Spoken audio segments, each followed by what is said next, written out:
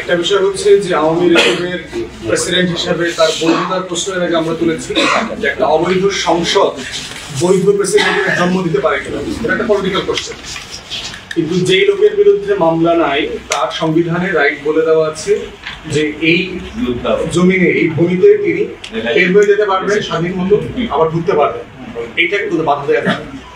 দ্বিতীয় কথা হচ্ছে ইন প্রিন্সিপাল আমি রাজনৈতিক নেতাকর্মী প্রজাতন্ত্রের কর্মচারীদের বিদেশে চিকিৎসা নেওয়ার বিপক্ষে। খালেদা জিয়ার জন্য আমি বিপক্ষে, আব্দুল হামিদের জন্য বিপক্ষে, যে যত বড় নেতা হোক, সরকারি কর্মকর্তা কর্মচারী হোক, শুধু বিদেশে না তার বেসরকারি হাসপাতালে চিকিৎসা নেওয়ার ব্যাপারে আমি বিপক্ষে। কারণ প্রজাতন্ত্রের কর্মচারীরা এবং সেবকরা যদি সরকারি সেবা ব্যবহার না করেন তাহলে দুটা ক্ষতি আছে। একটা ক্ষতি আছে, এই প্রতিষ্ঠানগুলোর উপরে জনগণের কখনো কোনোদিন আস্থা তৈরি হবে না। কারণ তারা মনে করবে আমার যদি শান্তিতে মরতে হয় আমার মাউন্ট এলিজাবেথে গিয়ে মরতে হবে, নইলে ব্যাংককে গিয়ে মরতে হবে, সদর হাসপাতালে মরলে আমার ইজ্জত থাকবে না। পরকালে গিয়ে আমি আল্লাহর কাছে কি বলবো, তুমি এরকম একটা বড় নেতা ছিলা কিন্তু একটা গরিব হাসপাতালে গিয়ে মরলা, তুমি একটা বড় লোকের হাসপাতালে গিয়ে মরবা না, প্রস্তুত তার সওয়াল জবাব কঠিন হয়ে যাবে। তো সেই জন্য ইন প্রিন্সিপাল আমি এটা মনে করি যে সেবা বাড়ানোর জন্য করা দরকার। দ্বিতীয়ত যেটা ক্ষতি সেটা হচ্ছে যে প্রতিষ্ঠানগুলোর সার্ভিস ডেভেলপ করে না। আপনি যখন জানবেন যে এই হাসপাতালে এমপি মন্ত্রীরা ট্রিটমেন্ট নাই, শহরের মেয়র, লোকাল এমপিরা, ডিসিএসপিরা ট্রিটমেন্ট নাই, তখন দেখবেন যে আমলারাও কিন্তু হাসপাতালটা ভালোভাবে চালাবে, এখানে ভালো সার্ভিস দিবে, কারণ তাদের ভয় করবে নিশ্চিত। অতএব এই দুইটা কারণে ইন প্রিন্সিপাল আমরা মনে করি যে এই বিদেশে চিকিৎসা নেওয়ার এই কালচারটা বাদ দিতে হবে। এটা আইন করে করা যাবে না, এটা একটা নৈতিকতার প্রশ্ন। ইন প্রিন্সিপাল এই পজিশনটা নিতে হবে পলিটিশিয়ানদেরকে। আর এই হাইপটা হচ্ছে আমার কাছে মনে হয়েছে যে বাংলাদেশে আননেসেসারি হাইপ তোলা হয়, অযৌক্তিক ভাবে তোলা হয়, অপ্রয়োজনে তোলা হয়, এবং আপনাদের প্রচুর মিডিয়ার মানে ওয়ার্কিং আওয়ার নষ্ট হয় আর কি। এছাড়া আমি এখানে এর ভিতরে কোনো বেনিফিট আমি দেখি নাই। ওনার বিরুদ্ধে যদি কোনো মানে মামলা করবার মতো কোনো ইস্যু থাকে, ফৌজদারি অপরাধ করা হোক, ইনভেস্টিগেশন করা হোক, সেটা রাষ্ট্র বিচার যেটা আছে তারা সেটা দেখবে আর কি। এটা অবশ্যই যুক্তি, এটা কারণ হচ্ছে যে তার যাওয়ার উপরে তো কোনো এমবার্গো ছিল না, এটা তো আমাদের জানা নাই যে উনি দেশ ত্যাগ করতে পারবেন না, এই মর্মে কোনো এমবার্গো ছিল না।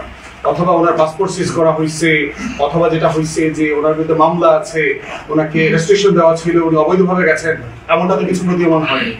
যদি কারো চাকরিচ্যুত করা হয় তাকে ক্ষমা চায়, তার চাকরি ফেরত দিতে হবে এবং তাকে কম্পেনসেট করতে হবে, ক্ষতিপূরণ দিতে হবে রাষ্ট্রের পক্ষ থেকে। টিম, আমার যে শ্যাডো টিম আছে বরিশালে, তারা রিসার্চ করেছে, রিসার্চ করে এই যে বিষয়গুলো দিয়েছে তার ভিতরে ভিত্তি করে আমি কিন্তু আপনার ঢাকাতে যথেষ্ট তদবির, লবি, উপদেষ্টাদের সাথে ঝগড়াঝাটি যা করার কিন্তু আমি করেছি। এবং করার প্রেক্ষিতে আপনারা দেখেছেন যে দুইটা প্রকল্প আমার যে 11 দফা দাবি দেওয়া ছিল বরিশালের, সেই দুইটা 1 এবং 2 কিন্তু ইতিমধ্যে একদিকে পাশ হয়ে গেছে। ভাঙা থেকে কুয়াকাটা পর্যন্ত 6 লেনের সড়ক এবং বীরগঞ্জের সেতু। এবং আপনারা দেখেছেন দুইজন উপদেষ্টা মহোদয় বীরগঞ্জে এসছেন আমাদের দাবির প্রেক্ষিতে, সাখাওয়াত ভাই এবং ফজল কবির ভাই, এবং এসে ওনারা সশরীরে এই দাবি দুইটা কনফার্ম করে দিয়ে গেছেন, ঘোষণা করে দিয়েছেন। তৃতীয় একজন উপদেষ্টা, পরিকল্পনা উপদেষ্টা আপনার ওয়াহিদুদ্দিন মাহমুদ স্যার এসছেন, এসে আপনার এই বিষয়টা আপনাদের সাথে কথা বলেছেন এবং এগুলোকে আবার অ্যাসিওর করেছেন। তো আমি যে রাজনীতিটাতে বিশ্বাস করি সেটা হচ্ছে আস্থার সম্পর্ক থাকতে হবে। আমি যত জায়গায় গিয়েছি, কালকে গ্রামবাসীরা এসছে, আমি যখন রাস্তা দেখতে গেছি ভাঙা রাস্তা, বলতেছে স্যার আর কয়বার মাপবেন? গ্রাম থেকে লোক এসে আমরা জিজ্ঞেস করতেছি স্যার রাস্তার কয়বার মাপবেন? মাপলেন তো গত 6-8 বছর ধরে তো খালি মাইক পাই যেতে আছে, রাস্তা তো করেন না। তাহলে চিন্তা করে দেখেন আমাদেরকে দেশের মানুষ কত খারাপ মনে করে।